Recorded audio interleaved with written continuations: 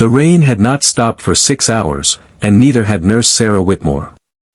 Mercy General's emergency room was running on fumes, 3 traumas in the last hour, a cardiac arrest that had just stabilized, and a waiting room packed with the kind of Tuesday night chaos that made most nurses dream of quitting. Sarah moved through it like she had moved through everything for the last decade, calm, precise, unshaken. Nobody at Mercy General knew that 4 years ago, this same steady pair of hands had pulled shrapnel out of a soldier's chest while mortar rounds shook the dirt around a forward operating base in a war zone most of her coworkers couldn't find on a map.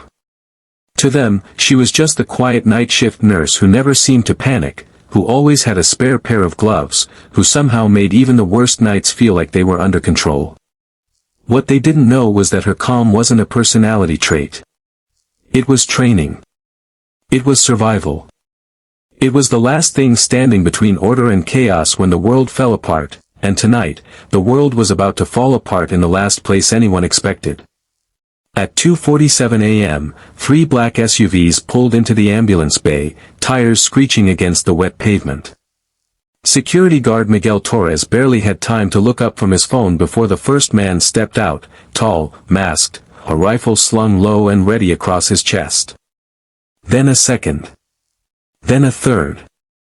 Within seconds, 6 armed men in tactical gear moved through the sliding glass doors of the ER like they owned it, boots splashing through puddles left by the storm, weapons raised toward a room full of nurses, patients, and terrified families who had come in for broken bones and fevers and were now staring down the barrels of assault rifles.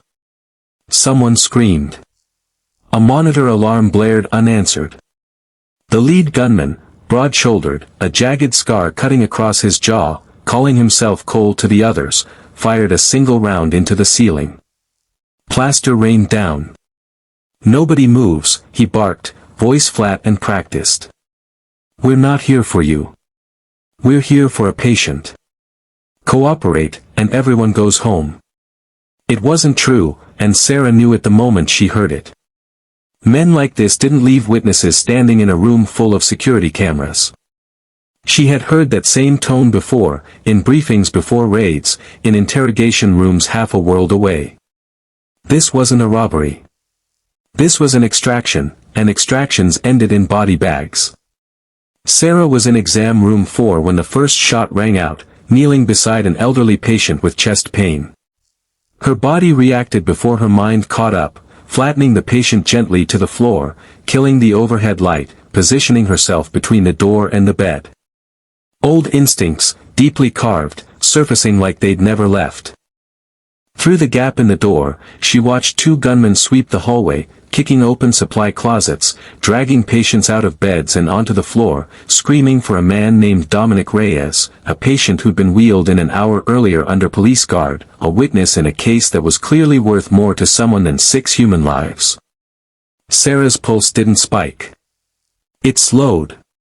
This was the strange gift the war had left her with, the ability to go ice cold exactly when everyone else went to pieces. She thought of her old unit motto, whispered under her breath without meaning to, "When it goes loud, you go quiet." She checked the room. A crash cart. A fire extinguisher. Scissors. 4 poles. To a civilian, medical supplies. To her, a toolkit built by a decade of keeping people alive in places designed to kill them. The gunman worked room by room, herding staff and patients into the main lobby at gunpoint. Sarah slipped out the back of exam 4 into the connecting corridor, moving low and silent along the wall the way she'd once moved through bombed-out hallways in Kandahar, checking corners before her body ever crossed them. She found Miguel first, bleeding from a graze wound on his shoulder, hidden behind a supply cart, shaking. "Stay down, stay quiet," she whispered, tearing a strip from her scrub top and pressing it hard against the wound with practiced hands, tying it off in 4 seconds flat. "Where's Reyes?" Miguel pointed toward the ICU wing with a trembling finger. 2 guards. 1 exit. Sarah's mind mapped it instantly, the way it used to map ambush zones, sight lines, blind spots, choke points, timing. She wasn't armed. She didn't need to be. She'd learned long ago that the deadliest weapon in any room is the person nobody thinks to watch. She reached the ICU corridor as one gunman turned his back to check a monitor, his rifle slack in his hands. Sarah moved like water, silent, fast, no hesitation. A crash cart slammed into his knees, buckling his legs, and before he hit the floor she had the rifle wrenched from his grip, cracking the stock across his jaw hard enough to drop him cold.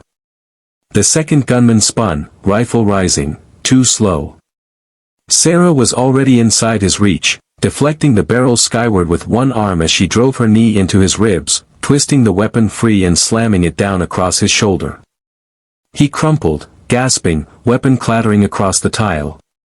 2 down. 4 to go.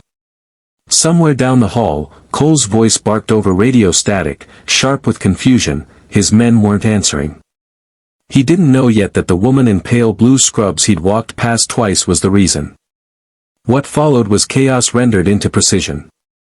Sarah moved through Mercy General's corridors the way she once moved through combat zones under fire, using the environment as a weapon, the element of surprise as her greatest ally. A fire extinguisher blinded one attacker in a cloud of white powder before she disarmed him with a strike to the wrist. An 4-pole became a staff, sweeping the legs from beneath another before he could raise his rifle. When Cole finally found her, standing in the center of the ER lobby, breathing hard, scrubs soaked with rain and sweat, a stolen rifle slung across her back, he laughed, low and humorless, raising his weapon toward her chest. "You're a nurse," he said, almost pitying. "No," Sarah answered, voice steady as stone, eyes locked on his. "I'm a combat medic who happens to work nights."